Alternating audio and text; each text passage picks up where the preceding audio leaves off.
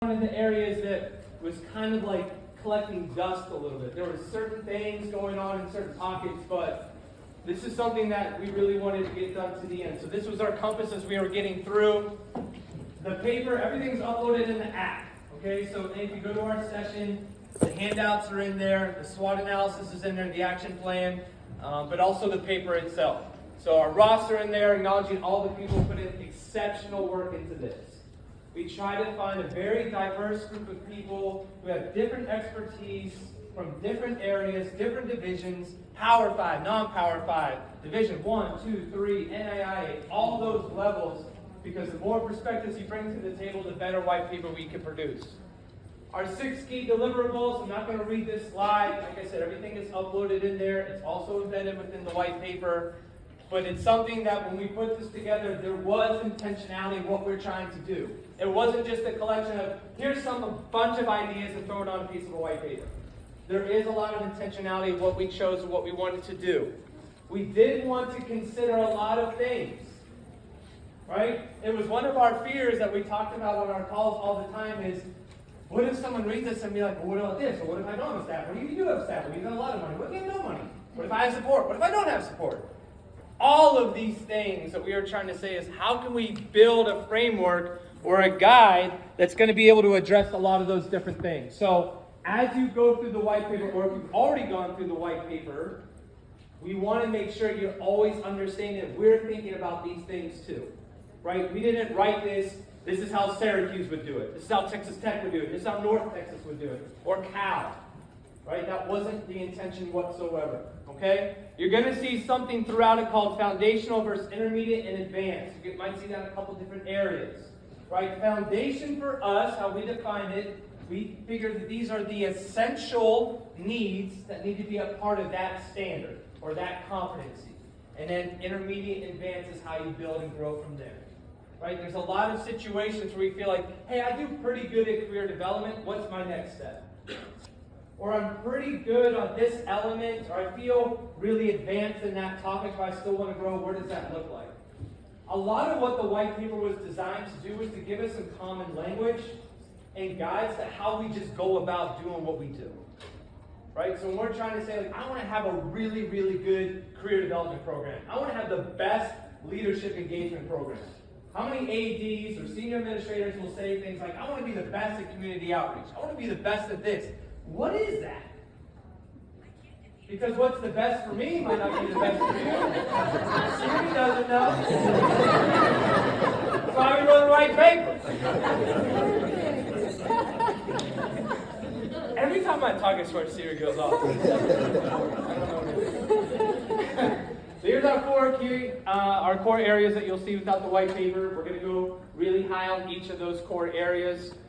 First off is student-athlete outcomes, right? We came up with our top 10, right? These are our top 10 student-athlete outcomes. I'm not going to list them all on the slide, but these are basically the encompasses what we were trying to do. Personal enhancement, identify those transferable skills, but something that we felt that no matter where you were, these are things we think everyone can strive to do. You don't need to have massive departments or massive amount of money to have these, but you do need to have intentionality. Right? That's a big part of the whole white paper. So 10 student-athlete outcomes, and then I will pass it over to Jesse to do comments. Yeah, thank you. All right, good afternoon, everyone. My name is Jesse Gardner. I'm at the University of North Texas, and I've been very fortunate to work with all those people you saw on the board the last several months. And I'm going to talk really quick about some of the professional competencies. So as Mark mentioned, some of the desired student-athlete outcomes really drove what we were talking about as far as competencies from the standpoint of practitioners who are in the space and leading these programs. And so when we think about the competencies and we're thinking through the evolution of student-athlete development, we recognize that there's got to be some sort of framework of support specific to practitioners to really help people understand how to continue to grow the type of information that's going to be important for them to know to continue to be great in this space. Far too often when you think about the last probably decade of student-athlete development, one of the things that we've seen in a lot of different areas across different regions is that the primary credential to be hired into a position in student-athlete development has been to be a former student-athlete. But that does not take into account all the work and the effort that every single person in this room goes behind what we do to make it great. So when you look at the competencies, which are listed and go into a little bit more detail as far as even the framework of foundational, intermediate, and advanced, really what we're looking for is we were trying to create a compass for a lot of different reasons. So for new individuals who want to be in this space, right? Young professionals who want to grow and be in this industry, this gives them an idea of what it is that they need to learn, grow, and do in order to make themselves marketable in establishing a career in student-athlete development. From a standpoint of current practitioners, those of you in this room, this serves as a guide for you to continue to learn how to develop your skill set, grow your craft, because we're constantly learning, we're constantly growing, but it also gives you some ideas on ways to think about your program differently when it comes to assessment and evaluation. For supervisors, this gives an opportunity for them to have some assessment and evaluation components to hold you accountable, because accountability helps us, right? It helps us continue to grow and be better. From a standpoint of hiring managers, this was a big one for us, because how many of you have seen a description for, it might be coordinator, entry-level position for student-athlete development, but they're asking for an assistant AD type level of responsibility role. So no longer are we trying to do that. We are trying to say that the roles and the descriptions of the practitioner you're trying to hire in this position should fit the level of not only the title, but the pay and everything related. So this is going to be a framework for them as well. Now, of course, similar to a lot of what we talked about from considerations, there is not this expectation that you have to be an expert in every aspect of this, right? It's about assessing yourself and seeing where we can continue to grow individually. But there is also this expectation of a baseline of knowledge that's going to be important for each of us to own and be accountable to ourselves for in order to continue to move the needle forward in our programs. So with that, I'm going to turn it over to Lacey for program standards. Hi everybody, I'm Dr. Lacey Carmen-Johnson. I currently am with the Toronto Raptors, but when we started this work, I was with Purdue University and was able to kind of pull from my experiences in the college space, and it's actually been extremely helpful for me as we continue to reimagine what player development looks like at the professional leagues and how we're making and changing the game in an innovative way. So our program standards, we all know we have these pillars, as we like to think about them in student-athlete development. And so we wanted to come up with kind of 6 core areas that we felt were most important that we needed to hit on. Now, we're not naive to think that these 6 areas are all going to be housed under student-athlete development. In a perfect world, yes, it would be great, but we also know that some of us are working with a staff of 1, and some of us might be working with a staff of 10, and there's no way that we're going to have 6 complete areas to fall under this. So we want to continue to encourage you all to think of it from a collaborative standpoint and the partnerships that you have, not only in your athletic department, but also institutionally wide on campus as well. So within each of the 6 standards, there's the 3 levels that we already mentioned, the foundational, the intermediate, and the advanced. And we also included some different resources to consider, again, in-house, but then also on a national and global scale that the NCAA offers, your conference offices may offer, and then other just higher education, student affairs type conferences and resources and forums that are available to help to attain these 6 standards. So I just want to give like a quick example. So we think of SAC as being one of our program standards. From a very foundational level, that would look like we have monthly meetings, right? We get to that next level, and now we want to start looking at having different subcommittees within our SAC. And then the last, or the highest, would be to kind of have that national involvement. So how can we get our student athletes on a much larger global scale, and how can we get them involved and have a voice and understand their leadership presence, which also is going to coordinate in that leadership pillar as well.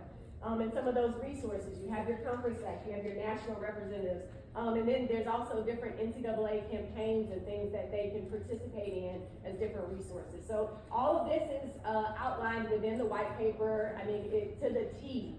Lots of different examples, because I know some of us like to look for programs in a box. I encourage you to be innovative and add to that. But there are plenty of examples in there of what each of the foundational, intermediate, and advanced levels look like. So now I'm going to pass it to Dr. Nichols. Good afternoon, everyone. My name is Dr. Nichols. I am an Associate Athletic Director at University of California, Berkeley, and I oversee our Student Athlete Development Program and the Cameron Institute. And I have the privilege of sharing on behalf of the team the simplest part of the paper, evaluation. It really is, this certainly is a labor of love for me and colleagues who've worked on this for many years. But just for context, Lamar Pottinger, who's been an incredible partner in this effort, introduced me to a textbook that had a framework around managing and assessing talent development in the HR industry. And so we took that framework with the help of many of our amazing colleagues, including our colleagues on the Standards and Assessment Subcommittee and Dr. Christina Navarro, and we tried to work to tailor it to our field. So that's what you're seeing today with this particular framework and its different levels. I'll talk through the levels briefly and give a couple of examples. So level 4 is your ultimate outcome. This is your highest goal. And oftentimes, this goal for your student athlete development program aligns really nicely with what your athletic department is trying to achieve. So think of these as our postgraduate outcomes of our student athletes. We look at that through the lens of satisfaction and placement. It can be asking our student athletes to report out on a significant leadership contribution that they've displayed over their 4 years. It can look like our student athletes' athletic performance improving or their overall well-being improving on a valid and reliable assessment after working with our program. We can never claim causality, but we can look at students who did engage with us and if any of these outcomes are improving. Another example of level 4 is that your student athletes left the university and they were able to identify an issue in the community and they have the skills and the tools to actually give back to that community. And that's something that could possibly be a level 4 outcome. Level 3, application. The question to ask ourselves here are what behaviors are changing in our student athletes. So, for example, did they establish 1 or 2 mentors as a result of engaging in your career development program when before they didn't take any action towards building their network? Perhaps every single staff rep reported out to their teams. Wouldn't that be amazing?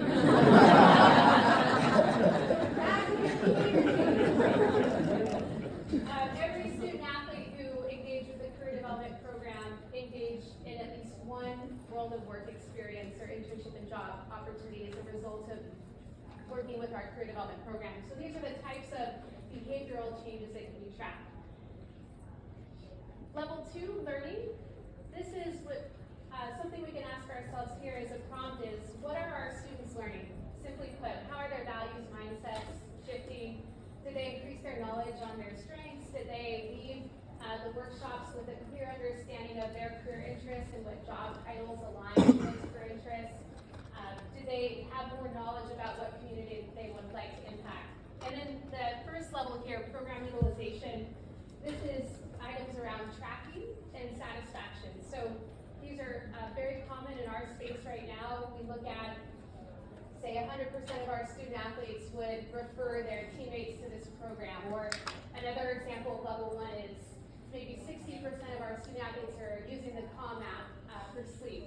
Maybe 95% of our student athletes report having a really meaningful relationship with one of our student athlete development team members. So these are examples of level 1 measurement. And then we didn't want to leave out this pragmatic growth idea. So these are some examples of within programs and how you can measure. But it's really important to continue to track how is your overall program growing. Did you have the opportunity to build in a new FTE? Did you create a new initiative based on some of the needs assessment data that came back? Did you engage in measuring your program at levels 1, 2, and 3? So this is something that is really important to look at too, is just pragmatically how are you growing and evaluating the program. So in summary, 4 is the highest. 3, 2, and 1 are the mechanisms to help achieve level 4. Those are what's going to help you achieve 4. You can choose to measure at any level, and a best practice would be being able to measure at all 4 levels of your program. We recognize some of the limitations of this. It's a framework.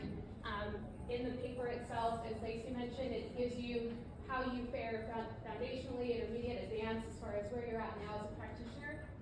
But it does not provide a guide just yet. It doesn't provide the blueprint. That's something we've talked about maybe next iteration of the paper and giving you the actual metrics and ideas for how you can continue to assess. So it's a start, and it's great to just start somewhere. So thank you. That's it. It's something that's helped me a lot in my career. I think it's very applicable to the white paper is, don't see the obligation, see the opportunity. No, you're not obligated to use this, right? But it's an opportunity now to align something consistently across our programs, right? There's so many times. I know going into my 11th N4A, how many times I go to N4A and I sit down on a session, I'm like, I'm trying to blow this shit up. Like, I'm blowing it all up. I'm not saying go home to your campuses and just blow everything up.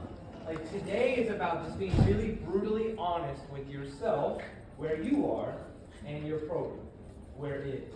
So we want to do a couple case studies to help with this. All right, we're going to do a couple here. So we got N4A State University. Here's our profile. So we got 1.5 staff members here. Budget's under 30 grand. It's in the Power 5. It existed for 7 years. It gives you an idea of sport and student athletes that it serves. So in your action plan, some of you have hard copies of this. If you ran out, again, it's in the app. This is a quick assessment of how someone went through the white paper and started plotting, where am I at? Where is, in terms of the actual program standards that we have. Now, one of the questions, and we'll have a chance for you all to ask some questions here. One of them probably in your head now is, why did you choose SAC? There's a bunch of student athlete affinity groups, right? Why did you choose SAC? Well, SAC's one that we all should have, right? We all should be having a SAC, so that's the consistent variable that we wanted to keep in the paper, right? But if you have other student athlete affinity groups on your campus and you feel like they should be involved, put them in, right? We're not limiting you to that. So, you might see that one of the X's, or you'll see multiple X's depending on where you're at, it could be hovering between the lines, right? Well, I'm doing sum of 2 or sum of 3, I'm kind of advanced, but I'm kind of intermediate. Just throw it right in the middle, right? Just say, maybe I'm emerging, right? I'm growing out of intermediate into advanced. Okay, so that's why you might want to put something there in the middle of the line. And then your measure value. Where do you currently stand? Are you 2, 1 through 4, or are you just at the plus stage? Maybe we haven't really done much here, right, in this space, but the fact that we added a staff member, that's a programmatic growth, right? We haven't measured anything yet because maybe you haven't done much there yet. But the fact that you have programmatic growth there is helpful. And then on the right is the strategic, one specific thing that you might want to focus on with that area, whether it be alumni engagement or leadership, right?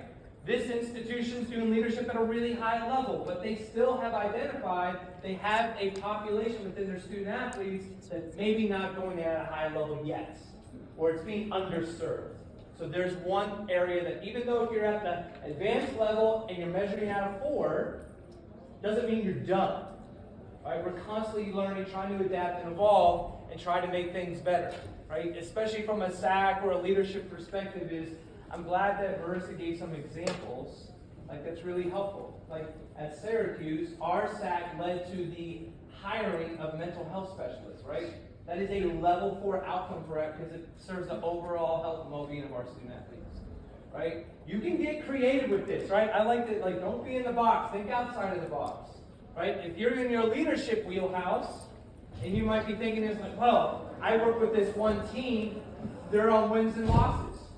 How can your leadership development or your culture work or your captain's work, how does that help with wins and losses? You can measure it. The easiest example I can give you, because I work with that team a lot, was I worked with a team one year. We did a lot about resiliency and working hard as a team and never giving up. First year we did it, no comeback wins after the 4th inning. 0. Okay, so when they got down late, it was a wrap. Right? I sat in the dugout when the conversation was like, here we go. Right? You literally heard that phrase in the dugout. Year 2, continue the work. By the 6th week of the season, we had 5. Now, do you want to sit there and be like, I did it, that was all me? No, you don't say that, but you say, I added to that. Right? The work that we are doing, and that's something that we directly take from the coaches in terms of testimonials. Right? I'll put an anecdote in the report that says, Coach said that this was instrumental to their team. They may not have won more games, let's just say after 11 games they had the same record, but if you're saying 5 or 6 of those are actually comeback wins, last year that record would have been very different. So those are things that you can allude to that. All right.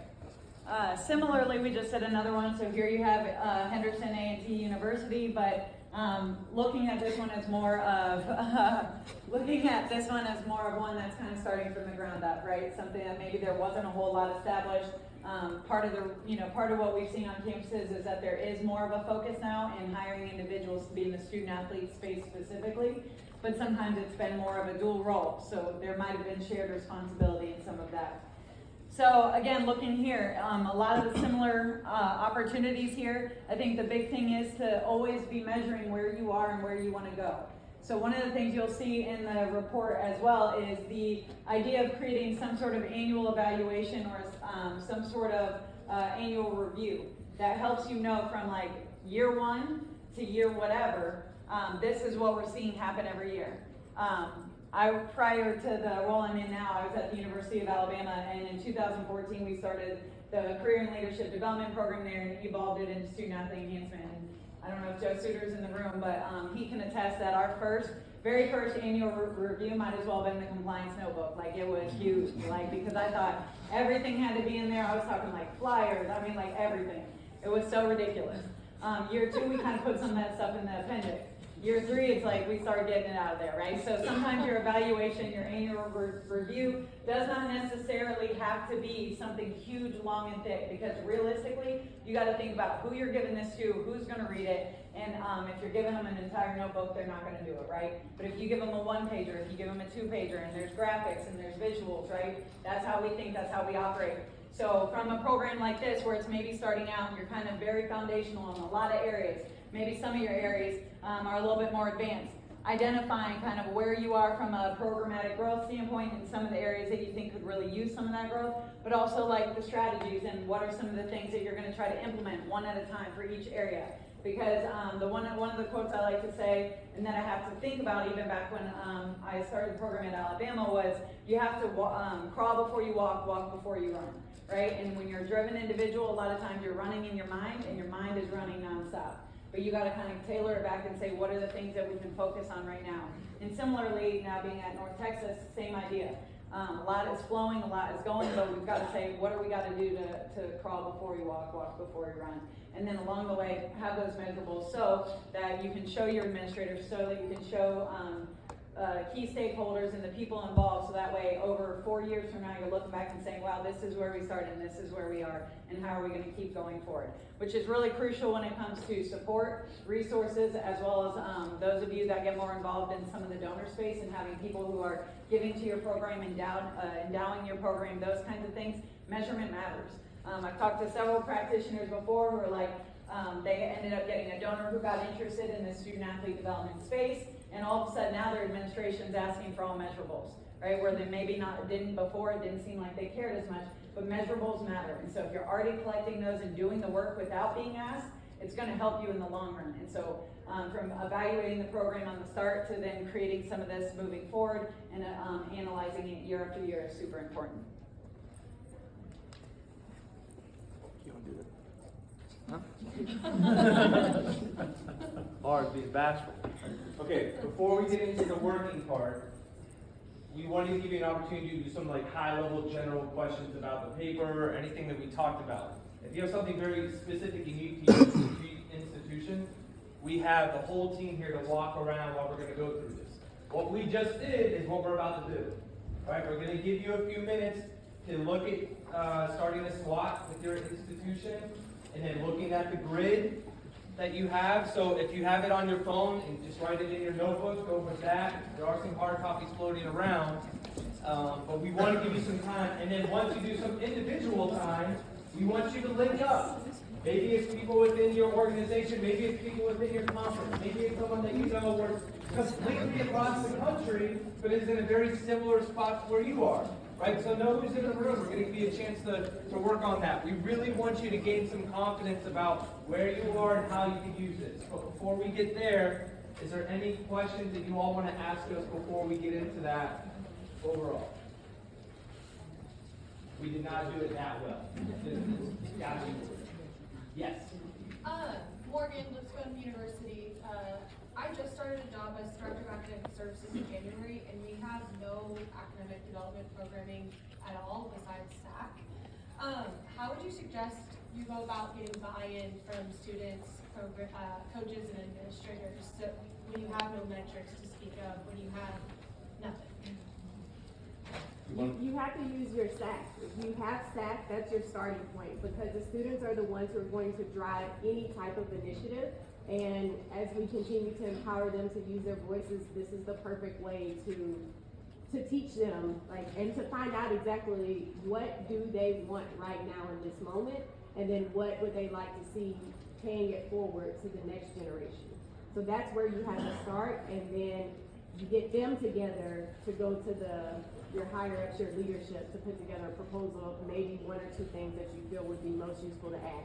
You do not need to go try to find all 6 program standards to add right now. In addition to that, I'd add to also look at the priorities of your department and your mission statement, and how can you align what you're doing with that, because that speaks to the higher ups, right? So that gives you more of a conversation starter. If you have the access, I would also try to meet with every coach individually, which I know is more work, but asking them and sharing what the vision is or what the idea is, getting their ideas and then being able to implement some of that within it as you're talking with your students and kind of creating that plan. They see the value, and it helps you understand better what is going to help them, and then that is also going to in line with the student athletes, the buy-in of being able to contribute and then see the results of it. Morgan, it's a great recruiting tool too as well. You could use that leverage. And actually, I want to say something to that, because so my very first job was at Nebraska, and one of the things that I took away from Keith Zimmer, who I still to this day call the father of life skills, is the fact that in any meeting, whether it was in academics, and it was him and his counterpart in academics, or it was recruiting or whatever, Keith thought about life skills as the most important thing that the student athlete experience presented at the university. And so a lot of times, how we talk about it, how we think about it matters, because if you're not putting it at the forefront and saying it's the most important thing, or at least putting the prominence on it, then people don't buy into it either, right? So if you're putting the prominence on it and you can do that in recruiting and become a really great recruiter, that is going to help you tremendously as far as the buy-in from the coaches, the parents, etc. I think super transformational work usually takes a little longer than you think. So be careful putting that treadmill on 15 and just going. People will say, oh, I want to get a leadership academy. Great. What's a great leader? Be brilliant in the basics, right? Be there and then grow from there. Anything else? Well, dang. Okay. We ready to go? Let them work? Okay. So, before you team up too quick, take a few minutes to look at this for yourself. Especially, don't skip the SWOT, right? I know it's really easy to just go straight to strategy, right? Just go straight to this is what I want to do. Don't skip the step, right? Be honest where you're at. Be honest with where you're at. Figure out what your strengths and weaknesses, opportunities, threats, right? That's really important to your process. And then once you at least get a few things in those buckets, start looking at your standards and see where you need to be. All right. The room is noisy. It's a good thing. It's a good thing. Glad to see it. I mean, this is what our hearts maybe is full. This is what we wanted. We put 30 months into this thing. But really, this is the beginning. And this is a living, breathing document. This thing is going to have to get updated all the time. Right? If we would have wrote this paper in 2018, wouldn't see DEI, wouldn't see NIL, wouldn't see a lot of things. But that's how fast our industry moves. If COVID and a lot of things that are crazy in our world have exposed anything, is that our area of student athlete development can be a lighthouse for a lot of athletic departments. Like, your administrators are looking to you to help them figure this out. If there's a front porch within the athletic department, these are the people who are the front porch, right? You're the first impression. You're the one running the new member orientation, right? You're running the welcome event for the freshmen. You're the one who's running the exit one for the seniors, right? You've got the bookends and the middle, right? We can't always get to say those things, so you need to leverage these spaces that you're in. right? And go back to your athletic director and say, like, we don't have to be so subjective with everything that we're doing. Like, we have now more of a compass that we can align with. So when you start hearing conversations like, we need to start this, we need to do this, we need to hire this, or we need this, you have something now to lean on, right? That was really important for us in the process. So next steps. For those who are very familiar with the N4A, there is something called the academic review process. So academic support units would actually reach out to the N4A, and consultants would work with these departments to see, and just, here's everything that we do. Here's our tutorial process, our budgets, our staff, operations, everything, and they give some feedback on how they can improve, what areas to address. This white paper has now put student-athlete development to the program review space.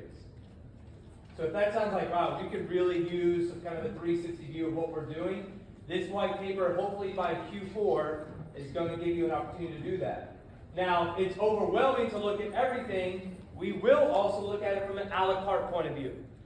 So if you're just like, I'm trying to get a leadership academy off the ground, right? Now, you have amazing resources through the NCAA, but N4A also wants to help you in that space.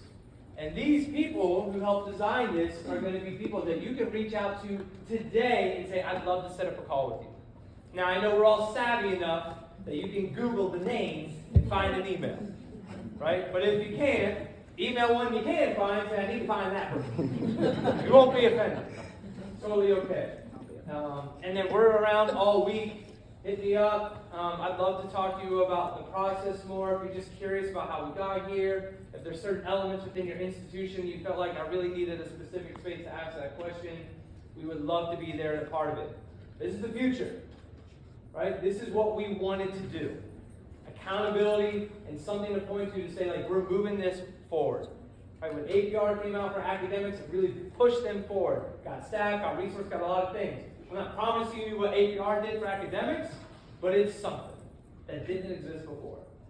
So lastly, I just want to thank everybody on this team who's here and who's not here, my co-presenters today, Lamar and the NCAA for partnering with this. I thought that was a huge and important partnership to put onto that we have their support, and Dee Merritt out there at the NCAA. But honestly, I hope it helps. Like so Lamar and I were just talking about, this isn't just some academic paper, hey, cool research. We want you to use it. We want it to be a tool for you. That's why we made an action plan. That's why we did some practices and tips. But we also want to be available for you as a resource. So thank you for this. We'll hang around, but have a great rest of your week.